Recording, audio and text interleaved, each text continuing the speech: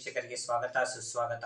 ಯಾರೆಲ್ಲ ನಮ್ಮ ಚಾನಲ್ ನೋಡ್ದವರೆಲ್ಲ ಗಣೇಶ ಆಶೀರ್ವಾದ ಕಾಪಾಡಲಿ ಅಂತ ಕೇಳ್ಕೊಂತ ಇಂದಿನ ವಿಶೇಷವಾದ ಕಾರ್ಯಕ್ರಮ ಶುರು ಮಾಡೋಣ. ಯಾರೆಲ್ಲ ನಮ್ಮ ಚಾನಲ್ ನೋಡ್ದವರೆಲ್ಲ ಗಣೇಶ ಆಶೀರ್ವಾದ ಕಾಪಾಡಲಿ ಅಂತ ಕೇಳ್ಕೊಂತ ಇವತ್ತು ವಿಶೇಷವಾಗಿ ಸಾಲದ ಬಗ್ಗೆ ಯಾರು ಅನೇಕ ಜನ ಸಾಲ ಕೊಟ್ಟಿರ್ತೀರಾ, ಆದರೆ ಅವರು ಏನೋ ಒಂದು ನೆಪ ಹೇಳಿ ನಿಮ್ಮಿಂದ ತಪ್ಪಿಸ್ಕೊಂತ ಇರ್ತಾರೆ.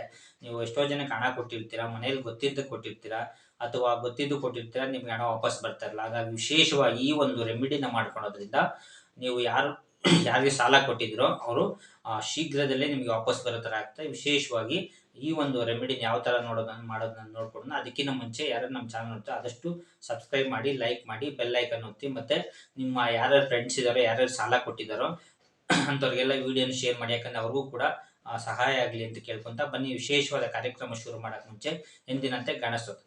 ಗಜಾನನಂ ಭೂತ ಗಣಾದಿ ಸೇವಿತಂ ಪ್ರತಿಷ್ಠಿತ ಜಂಬು ಪನಸಾರ ಪಕ್ಷಿತಂ ಉಮಾಸುತಂ ಶೋಕ ವಿನಾಶ ಕಾರಣಂ ನಮಸ್ತೆ ನಮಾಮಿ ವಿಘ್ನೇಶ್ವರ ಪಾದ ಪಂಕಜಂ. ಜೈ ಗಣೇಶ.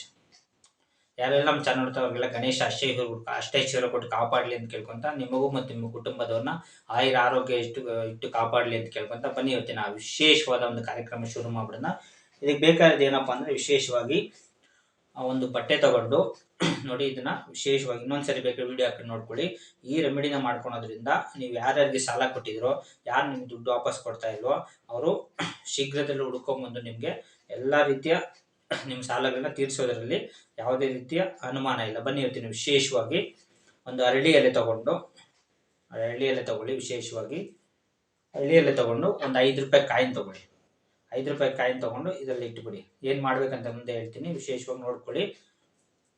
ಇದಕ್ಕೆ ಸ್ವಲ್ಪ ಹೆಸರು ಕಾಳು ಹಾಕಿ, ತುಂಬ ಪವರ್ಫುಲ್ ಇದು, ಮಾಡ್ಕೊಳ್ಳಿ. ಸ್ವಲ್ಪ ಹೆಸರು ಕಾಳು ಹಾಕಿ, ಸ್ವಲ್ಪ ಅರಿಶಿನ ತಗೊಳ್ಳಿ.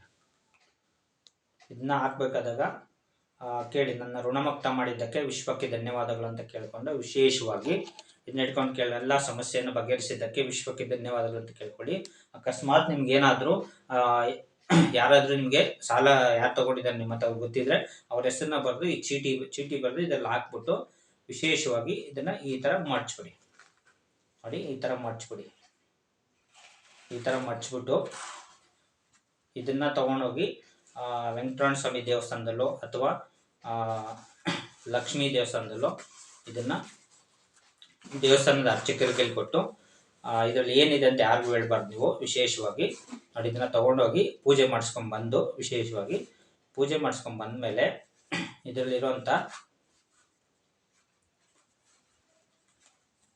ನೋಡಿ, ಇದರಲ್ಲಿರೋಂಥ ಕಾಯಿನ್ ತೆಗೆದು ನೀವು ದುಡ್ಡು ಇಡ್ತೀರಲ್ಲ ನೋಡಿ, ಈ ಥರ ನೋಡ್ಕೊಳ್ಳಿ. ಈ ಥರ ಕಾಯಿನ್ ತೆಗೆದು ಇದನ್ನ ದುಡ್ಡಿಡೋಂಥ ಜಾಗದಲ್ಲಿ ಇಡಬೇಕಾಗತ್ತೆ ವಿಶೇಷವಾಗಿ. ಮತ್ತೆ ಈ ಅರಳಿ ಎಲೆ ಮತ್ತೆ ಹೆಸರು ಕಾಳು ಮತ್ತು ಅರಿಶಿನ ಇರುತ್ತಲ್ಲ, ಇದನ್ನ ತಗೊಂಡೋಗಿ ನೀವು ನಿಮ್ಮ ಮನೆ ಹತ್ರ ಅಂತ ತುಳಸಿ ಗಿಡದಲ್ಲಿ ಹಾಕ್ಬಿಡಿ.